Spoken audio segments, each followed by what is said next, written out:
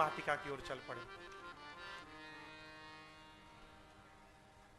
हम जैसा जीते हैं, हम जैसा रहते हैं, हम जैसा सोचते हैं, वैसा ही हमारे घर का वातावरण बन जाता है।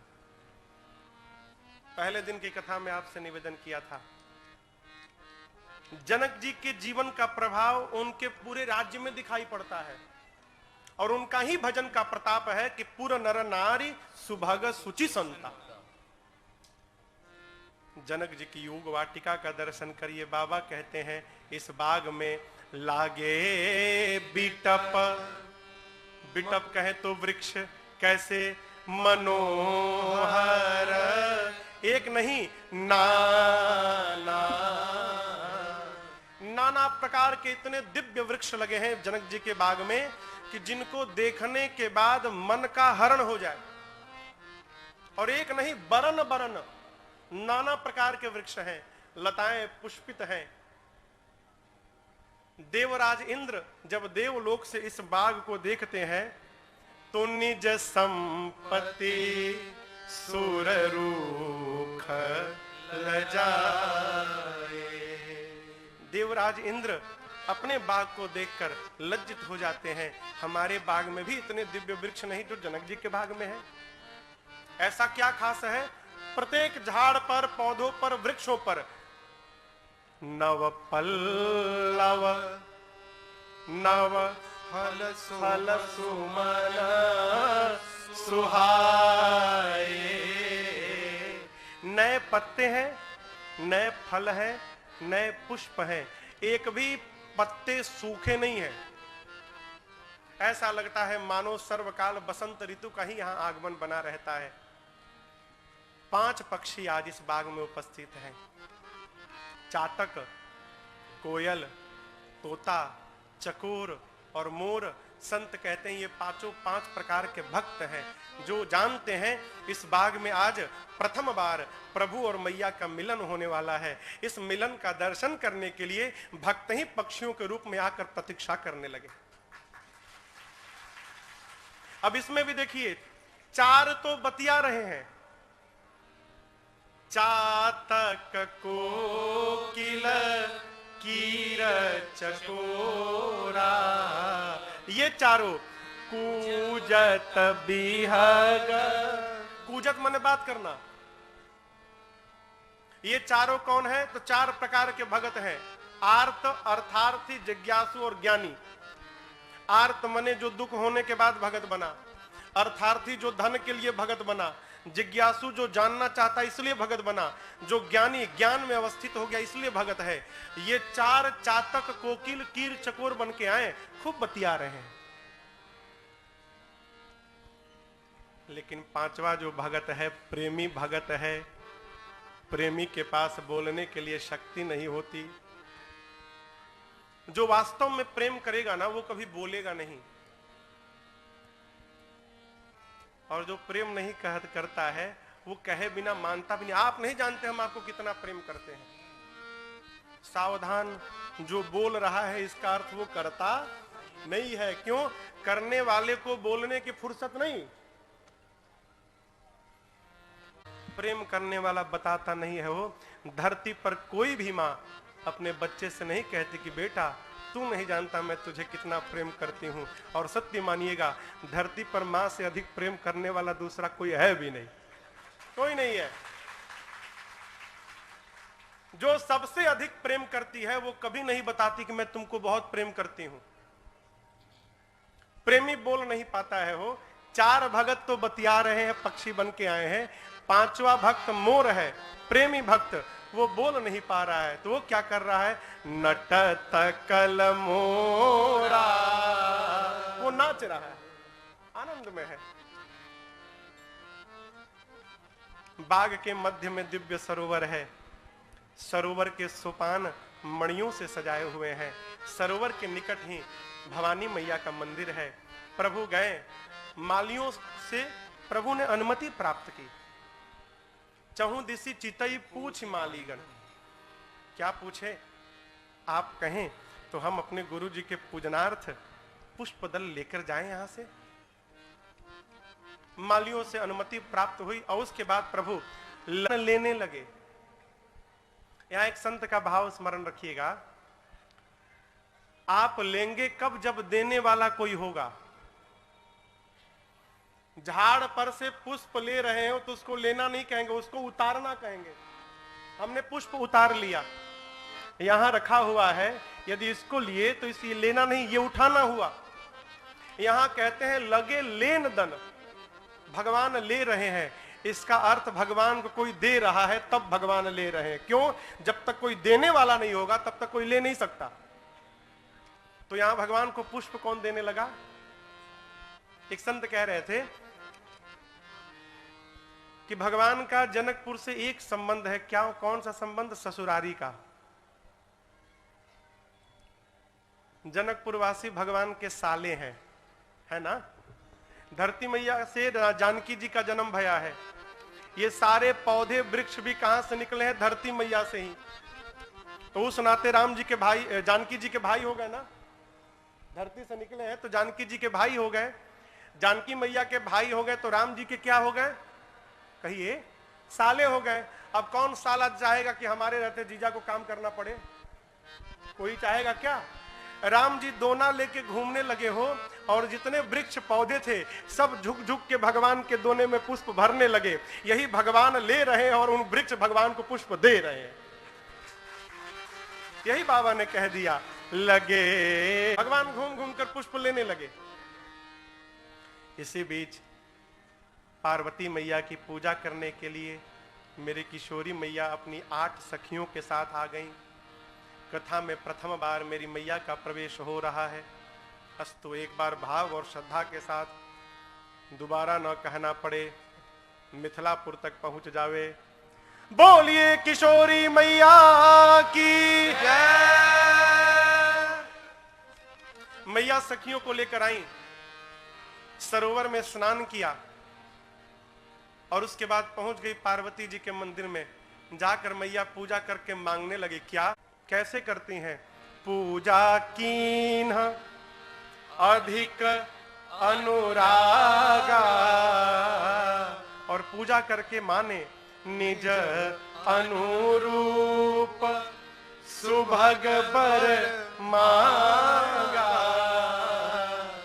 जानकी मैया पार्वती जी से कहती हैं, हे भवानी जी, आप मुझे ठीक से देख लीजिए, मैं जैसी हूं ना, मेरे अनुरूप आप मुझे एक सुंदर दुल्हा दे दीजिए। मां ये नहीं कहती कि ये वो, निज अनुरूप सुभग बर मांगा। अभी किशोरी मैया पूजन कर ही रही थी कि एक सखी, कौन सखी? चतुर सखी आई थी पूजा करने। पूजवा छोड़ के बगीचा घूमने चली गई। कितनी चतुर है देखिए। बगीचा घूमते घूमते उस सखी ने राम लक्ष्मण जी को पुष्प लेते देख लिया। कही, अरे ये कलिये वाले हैं का हो? अरे तो कलिये वाले हैं, कल हम लोग ऊपर थे, ये नीचे थे, ठीक से देख नहीं पाए, आज तो आमने सामने भेंट हो गया। भगवान को देख के दौड़ी है मंदिर में बताने के लिए। गई, पूरा शरीर कांप रहा है, पूरा शरीर पुलकित है, नेत्र से प्रेम के अश्रु निकल रहे हैं, शब्द सूख गए हैं, कांप रही है, कुछ बोल नहीं पा रही है। बाकी की 7 सखियों ने देखा तो पूछा, रे तुमने क्या देख लिया? ऐसा तो कभी नहीं भया पहले। कहती है, क्या देखा तुमने? सखी सोचने लगी, यदि कहूं कि राम लक्ष्मण जी पुष्प ले रहे हैं तो इससे तो उनकी महिमा गिर जाएगी। क्यों? अरे चक्रवर्ती सम्राट के पुत्र हैं, उनके आगे पीछे सेवक को घूमना चाहिए, और आज स्वयं सेवकों का काम स्वयं राम जी कर रहे हैं, पुष्प उतारने राम जी स्वयं आए हैं, इससे तो उनकी महिमा गिर जाएगी। अरे महिमा घटानी है कि महिमा बढ़ानी है?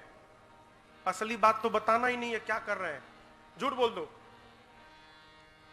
देखिए क्या कहती है, दोनों क्या कर रहे हैं। कहती है पुष्प लेने नहीं आए, फिर वो दोनों भाई कल नगर वाले बगीचा देखने आ गए हैं। अरे बड़े सुंदर है हो, कम उम्र है अभी, बड़े सुंदर है, सर से पांव तक सुंदर है। एक ने कहा और कैसे हैं? कहती एक सांवला है, एक गोरा है, बस। तो दूसरी कहती और बताओ। कहती और नहीं बता सकती। सखिया कहती है इसका मतलब तू झूठ बोल रही है।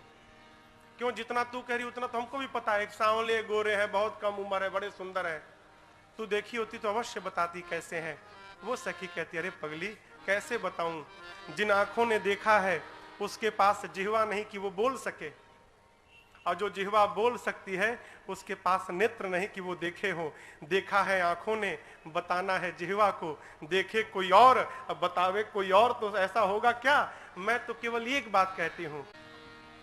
सखी कहती है बरनत छवि जहां तहां सब लोग, जानती हो केवल हम लोग ही नहीं पूरे नगर में आज इनकी ही चर्चा हो रही है, सब जगह इनके ही रूप की चर्चा हो रही है। और जानती हो क्या चर्चा हो रही है? लोग कह रहे हैं चलो अवश्य देखिए देखन जोगो, चलकर उनको अवश्य देखना चाहिए। क्यों? एक वही देखने योग्य है। जानकी चलोगी? जैसे सखी ने कहा हो, मेरी माँ ने उस सखी को आगे करके और उसके पिछुए पिछुए मैया चल पड़ी। माँ जब चली तो उनके हाथ का कंगन, कमर का करधन, पांव का पायल तीनों बज उठा। प्रभु पुष्प ले रहे हैं, लेते लेते कान में आवाज आई। प्रभु ने लक्ष्मण जी से कहा लक्ष्मण आवाज सुन रहे हो? ऐसा लगता है मानो कामदेव आज दुंदुभी बजाकर और पूरे विश्व को अपने बस में करने जा रहे हो। अभी प्रभु बता ही रहते तब तक जानकी जी दिखाई पड़ गई। भगवान ने मां को देखा, लक्ष्मण जी से कहा भाई पुष्प बाद में, पहले वो देखो। तत जनक तनया सोए, तात जनक तनया सोए, कौन? धनुष यज्ञ जेहि कारण होए, धनुष यज्ञ जेहि कारण। लक्ष्मण जी पूछे यहाँ क्या कर रही हैं? प्रभु बोले यहाँ पर। भगवान कहते हैं भाई ये वही जनक जी की लाडली जानकी जी हैं जिनके निमित्त धनुष यज्ञ रखा गया है। पार्वती जी की पूजा करने के लिए बाग में सखियों के साथ आई हैं। लेकिन लक्ष्मण हम रघुवंशी हैं, सपने हुजे पर नारी नहेरी। रघुवंशी स्वप्न में भी पराई स्त्री का स्मरण नहीं करता, परंतु आज मेरा मन इनके अलौकिक स्वरूप पर क्यों आकर्षित हो रहा है मुझे नहीं पता। सो सब कारण जान विधाता, ब्रह्मा जी जाने। लक्ष्मण जी मन ही मन सोचे प्रभु ये तो आप भी जा रहे हैं, जान रहे हैं कि आपका मन क्यों आकर्षित हो रहा है। क्यों? आपका मन इन पर नहीं होगा तो किस पे होगा? ये आपकी आदि शक्ति है प्रभु, क्या आपको नहीं पता? दोनों भाई अभी बात कर ही रहे थे, तब तक जो सखी राम जी को देख कर गई थी, एक लता के ओट से उस सखी ने राम जी का दर्शन कराया मां का। जैसे किशोरी मैया ने प्रभु को देखा है। मां के नेत्र प्रभु के दर्शन के बाद ललचाने लगे। कहें तो मां बार बार नेत्र बंद करके इधर मुख करती हैं, फिर देखती हैं, फिर झुकाती हैं, फिर देखती हैं। इसी को ललचाना कहते हैं। जैसे किसी को बहुत गरम गरम गुलाब जामुन बड़ा प्रिय हो, प्लेट में सजा कर ला के रख दीजिए, एकदम मुलायम मुलायम गुलाब जामुन गरम गरम, क्या बात है। लेकिन रखने के बाद कह दीजिए कि खा नहीं सकते आप, केवल देख सकते हैं, तो बेचारा देखेगा फिर सर हटा, नेत्र हटा लेगा। क्यों? जब मिलना ही नहीं है तो देख के क्या होगा? हटाओ, छोड़ो। फिर सोचेगा अरे खा नहीं सकते, देख ही के पेट भर लिया जाए। बार बार देखेगा, हटाएगा, देखेगा, हटाएगा। इसी को ललचाना कहते हैं। मां भगवान को देखती हैं, फिर सोचती हैं सखिया क्या सोचेंगी। किशोरी आज एक पराये पुरुष को टकटकी लगा के देख रही है, तो मारे शर्म के मां नेत्र झुका लेती है। फिर कहती है अच्छा एक बार और देख लें। यही क्रम चल रहा है। मां सोचने लगी कैसे देखूं मैं। उपाय निकाल लिया मां ने। क्या निकाल लिया? लोचन मग, मग कहे तो रास्ता, नेत्र के रास्ते से राम ही उर आनी। मां ने नेत्र के रास्ते से प्रभु के स्वरूप को लिया, प्रवेश कराया और लाकर हृदय के सिंहासन पर बिठा दिया। फिर सोचने लगी कि जिस दरवाजे से गए हैं, यदि दरवाजे को मैंने खुला छोड़ दिया तो भागी जाएंगे। फिर दीन्हे पलक कपाट सयानी। मां ने पलक रूपी कपाट को बंद कर दिया, दरवाजे को बंद कर दिया। क्यों? भाग न जाए।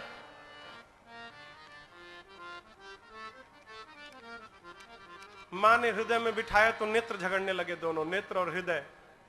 मां कहती है, नयना में राखूं तो ही मोरा तरसे।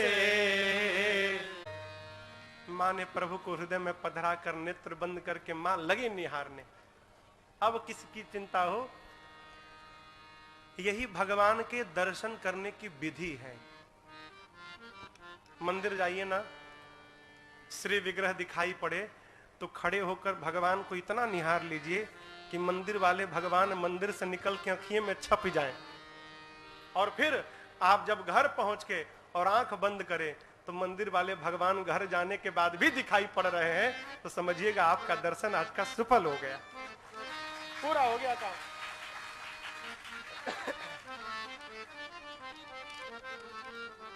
मां नेत्र बंद करके देखने लगी। सखियां सोच रही हैं कि गौरी जी का ध्यान कर रही है जानकी।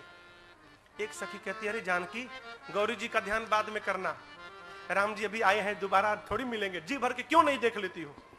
जैसे सखियों ने कहा, मां ने नेत्र खोला, लगी प्रभु को निहारने। मेरी मैया, विलंब हो रहा है ऐसा जानकर चतुर सखी, वही चतुर सखी कहती, हाँ चलो चलो ठीक है, चलो चलो चलो, कल फिर तो आना है इसी समय ना, पुनी आऊ बेही बेरिया काली, चलो। अरे जाना है तो चुपचाप चले जाओ, ये कहने की क्या आवश्यकता कि कल फिर इसी समय आना है? वो जानकी जी से नहीं कह रही है, वो राम जी से कह रही है कि प्रभु हम लोग इसी समय कल फिर आने वाले हैं, अस्तु आप भी देरी मत करिएगा, समय के अनुकूल आ जाइएगा यहाँ पर। प्रभु को बताई, माँ को लेकर सखी गई है। जाते समय प्रभु ने माँ के स्वरूप को प्रेम की स्याही से अपने हृदय पर उतार लिया है।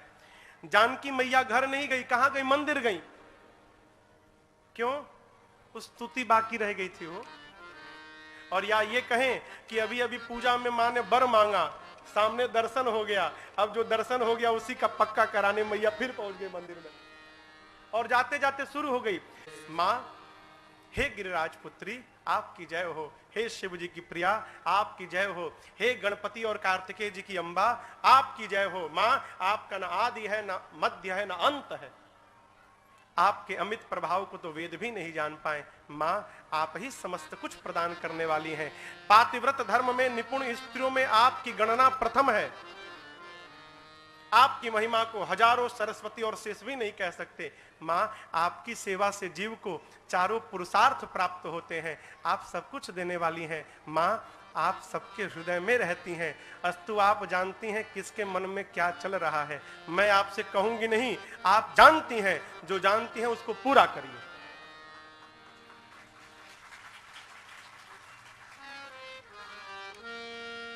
जानते हैं मांगना कब पड़ता है? जब हमको लगता है कि बिना मांगे नहीं मिलेगा तो जीव मांग लेता है। हाँ? तभी ना मांगते हैं। इस शरीर मांगे है क्या आप?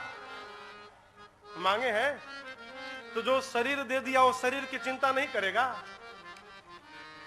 दांत नहीं थे तो दूध दिया ना, जब दांत दिया है तो विश्वास में रहो, बेरा बेरा पर अन्न भी देगा। विश्वास में रहोगे तब मिलेगा। मांगिए मत। मांगने का अर्थ है हमको भगवान में विश्वास ही नहीं है। मांगिए मत। जानकी मैया क्या कह रही हैं? आप इतना कह के मेरी किशोरी मैया पार्वती जी के चरणों में लौट गए हैं। प्रेम से न किसी को भी पिघलाया जा सकता है। किससे? प्रेम से। आप कल्पना करिए, पार्वती मैया हैं, इनके चरणों में जानकी मैया लेटी हैं, प्रणाम कर रही हैं। असक ही चरण गहे बैदेही, मां ने पार्वती जी के चरणों को पकड़ लिया। जानकी मैया के इस भाव का दर्शन करके पार्वती जी विनय प्रेम बस भई भवानी, जानकी जी के विनय और प्रेम के बस में हो गई। कौन? पार्वती जी। परिणाम खसी माल मूरति मुस्कानी। पार्वती मैया के गले की माला खिसक के नीचे गिर गई। नीचे कौन बैठा है? जानकी मैया। पार्वती जी के गले की माला निकली और नीचे जानकी मैया के गले में पड़ गई। यहां पर जानकी मैया को पार्वती जी का आशीर्वाद प्राप्त हो गया। किशोरी, आपने जो मांगा आपको आशीर्वाद मिल गया। मंदिर गए, भगवान का दर्शन किए और बिना मांगे पुजारी जी यदि भगवान की माला लाकर आपको दे दिए तो समझिएगा पुजारी जी ने नहीं दिया, भगवान ने आपको दिया है। आपकी मनोकामना पूरी हो गई। विश्वास में रहिए।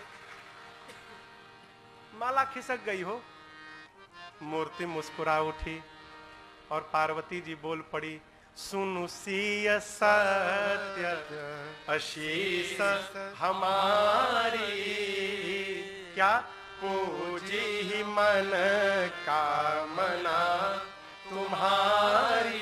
पार्वती, मेरे आशीर्वाद को सत्य समझना, आपकी मनोकामना पूरी भई। वही वर आपको मिलेगा जो आपके मन में रचा बसा है। क्यों? नारद जी का वचन सदैव सत्य है। पार्वती जी ने आशीर्वाद दिया। ये छंद आप सबको याद है। आइए हम और आप सब लोग मिलकर गाते हैं। मैया पार्वती जानकी जी से कहती हैं, मनुजाहि राचेउ नीली सोबर सहज सुंदर सांवर। आशीर्वाद मिल गया। वालों को प्रेम करिए, संसार वाले आपके प्रेम को जाने न जाने, लेकिन आप भगवान को कितना प्रेम करते हैं भगवान इस बात को भली भांति जानते हैं। प्रमाण की आवश्यकता नहीं है, सब जानते हैं। प्रभु जानत सब बिनहि जनाए। ये बिना जनाए सब जानते हैं, लेकिन उसके बाद भी मौन बैठे रहते हैं। आशीर्वाद मिल गया। मेरी माँ किशोरी जी बारंबार पार्वती जी के चरणों में प्रणाम करके, पूजन करके बारंबार सखियों के साथ घर जाती हैं। इधर मेरे प्रभु पुष्प दल लेकर भैया लक्ष्मण के साथ गुरु जी के पास आए और देखिए गुरु जी के पास आकर राम जी ने कुछ छिपाया नहीं। राम जी बोले, गुरुदेव आज पुष्प वाटिका में जनक जी की बेटी जानकी जी दिखाई पड़ी, न जाने मेरा मन उनकी ओर क्यों आकर्षित हो गया। गुरु जी कहे, आकर्षित हो गया? हाँ गुरु जी इधर आओ, आशीर्वाद ले जाओ। सुफला मनोरथ होई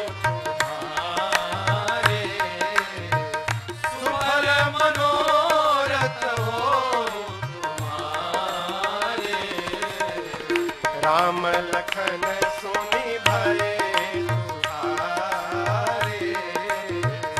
राम लखन सुनि भये तुम्हारे। राम लखन सुनि भये तुम्हारे। आशीर्वाद मिल गया गुरुदेव भगवान का। सुफल मनोरथ हो तुम्हारे। राम जी और लक्ष्मण जी सुनकर प्रसन्न